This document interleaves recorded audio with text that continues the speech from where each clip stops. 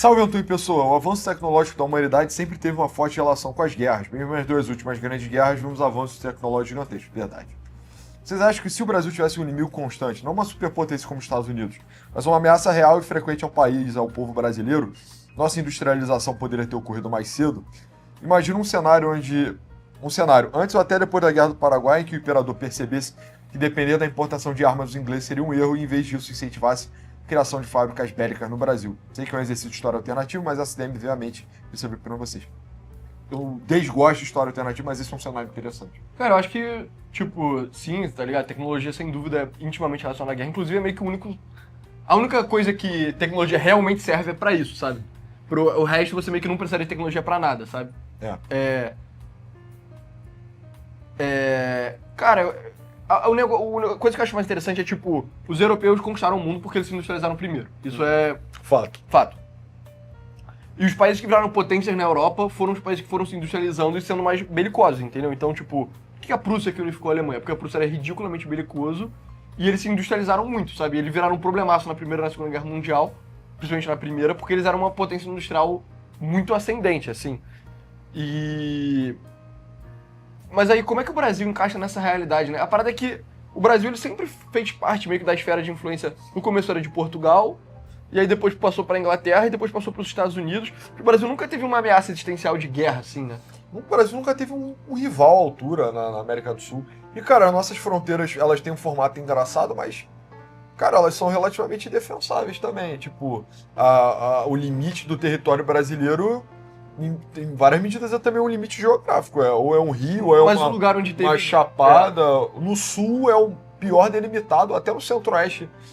Tem o Pantanal e o parque ali de Cara, se Foz do o Putin Iguaçu. fosse presidente do Brasil, ele invadiria o Uruguai. O Uruguai tá dentro da... Se a civilização brasileira não fosse uma porra decadente, tivesse pulsão e projeção, o Uruguai seria... O Uruguai seria o primeiro na fila do pão, assim. Provavelmente aquela parte ali da Bacia do Prata receberia um carinhoso abraço, assim, do Brasil. E aí talvez o Brasil ficasse na outra margem do Rio da Prata. Eu não acho que além disso, sabe? Tem alguma projeção também pra dentro da Bolívia, tem territórios que são... Inclusive, tem casos belli, né? Mas, tipo, na minha opinião, o cenário alternativo mais interessante é, tipo, imagina que o Brasil tem uma guerra que é, tipo, vamos lá, a Argentina vira, tipo, a Prússia do século XIX, sabe? Uhum. E aí eles têm uma guerra que é, tipo, a guerra de 1870, a guerra franco-prussiana, e o Brasil é, tipo, humilhado, assim. Tipo, os argentinos chegam até o Rio de Janeiro, aí eles obrigam o Dom Pedro II a, tipo, assinar uma parada, sei lá, no palácio... Caralho. Eles convertem a gente numa república, né? Eles depõem a monarquia. Exato. O que eu acho que ia acontecer? Eu acho que depois de você ser humilhado numa guerra dessas, o povo, naturalmente... O povo não, né? As elites. Iam pensar, tipo, por que nós fomos humilhados na guerra? E, né, via de regra, nessa época, a resposta ia ser, porque nós não somos industrializados o suficiente e nós não somos centralizados o suficiente. Então o que ia acontecer é, ao invés de você ter o Getúlio em 1930 e fazendo as coisas meio pela metade, você ia ter, tipo... Porra, o presidente ia meio que virar o Júlio de Castilhos em 1870 e fazendo as coisas com muito mais vigor, entendeu? Eu acho que ia ter tipo o Napoleão III, uma porra assim, ia ter tipo uma restauração, pseudo-restauração e ia ser nesse sentido de centralizar. Mas tipo, eu não acho que seria tão garantido que o Brasil estaria melhor, sabe? Porque, por exemplo, Paquistão e Índia vivem em threat existencial mútuo. Porque o Paquistão e a Índia são sociedades bem diferentes, assim, é bem difícil comparar. Eu realmente não Mas acredito. a Índia tá relativamente bem, mano. Tá melhorando. Tá melhorando muito rápido. O Paquistão já não, entendeu? O Paquistão tem sérios problemas. Sabia que a cultura população do do Paquistão quase erradicou um boto cor-de-rosa que tinha lá? Sabe como? Pesquisa no Google, é muito nojento, eu não vou falar. O Paquistão tem um problema seríssimo de inbreeding também. Mas, tipo, eu consigo imaginar se o Brasil tivesse um rival na América do Sul. Sei lá, se a Gran Colômbia nunca tivesse repartido. E ela tivesse uma postura... É porque não teria... Porque a Gran Colômbia nem tem pra onde invadir, né? Tem que ser a Argentina, mano. É tipo, imagina se o Cone Sul vira uma porra giga, assim. Junta Argentina, Uruguai, Paraguai, Chile e Bolívia numa coisa só. Mas, cara, a parada é que, tipo, o Paraguai ter tomado a trajetória que ele tomou de ser o isolacionista, militarista, protecionista... Cara, tá muito no germen do que é Paraguai, mano. Paraguai meio que sempre foi uma porra isolada, meio guarani, assim. Tem uma identidade... A mestiçagem lá é, tipo, perfeita. Eles tinham a própria língua, geograficamente isolado, né? Entre rios, longe do litoral. Cara, o Brasil é um paizão, aquela costa gigantesca, abraçando o Atlântico. Eu tenho dificuldade de, tipo, a geografia do Brasil, eu acho que dificilmente formataria uma sociedade introvertida. Igual, tipo, Cara, a Alemanha, a Outro Rússia. cenário alternativo que você pode pensar é, tipo, imagina que o Brasil não fosse unificado. Uhum.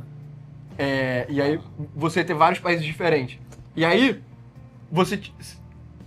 Obviamente, o Brasil ele ia ter níveis diferentes de industrialização nos diferentes, tipo... Territórios. territórios, assim, sabe? Eu acho que, sem dúvida, na época do século XIX, teria tido, tipo, um processo de conquista e unificação. Você sabe quem ia ser o Seria o Rio Grande do Sul, ou São Paulo. São Paulo, eu acho. Seria um dos dois, entendeu?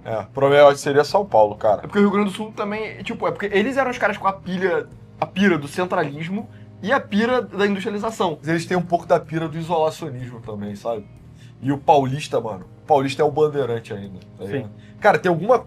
Mas, e aí a parada do que ia acontecer ia ser, nesse cenário alternativo que só faz, tipo, muito alternativo, e um país paulista, um país brasileiro só poderia ficar conquistando os outros países brasileiros se não fosse se aqui não fosse, tipo, zona de influência nem da Inglaterra nem dos Estados Unidos. Porque pra eles seria até melhor se fosse subdividido, sabe? Mas enfim, sem dúvida, o país que ia conseguir meio que unificar e crescer, tipo, territorialmente a pulsão deles ia ser o mais industrializado, ele iria impor a sociedade, tipo, centralizada e industrializada no resto. É literalmente aconteceu na Alemanha e na Itália. A unificação desses dois países se deu exatamente dessa forma, Sabe que a historiografia dos paulistas coloca que eles, antes do Getúlio Vargas, eles estavam formatando um capitalismo americano no Brasil, e o Vargas foi lá e...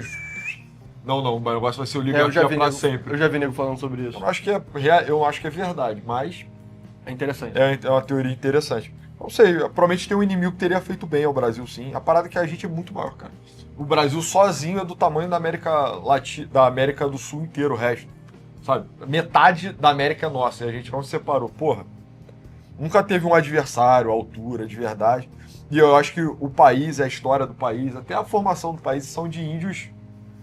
Isso aí, cara, vamos casar, vamos miscigenar, entendeu? Então, imaginar o Brasil numa trajetória análoga ao Paraguai ou à Alemanha ou à Rússia, assim, uma coisa muito dirigista, muito caralho, é difícil. Mas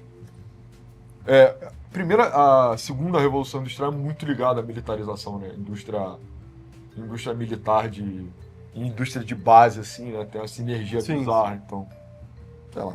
Gostou desse corte? Quer mais conteúdo como esse? Então você vai gostar muito do nosso site, onde nós compartilhamos conteúdos exclusivos, gratuitos, e os pagos também, caso você goste muito. Então entra lá que não tem nenhuma barreira, não tem nenhuma propaganda, não tem nenhuma taxa do YouTube, que você vai gostar muito do conteúdo. Nos vemos lá. Valeu! Valeu!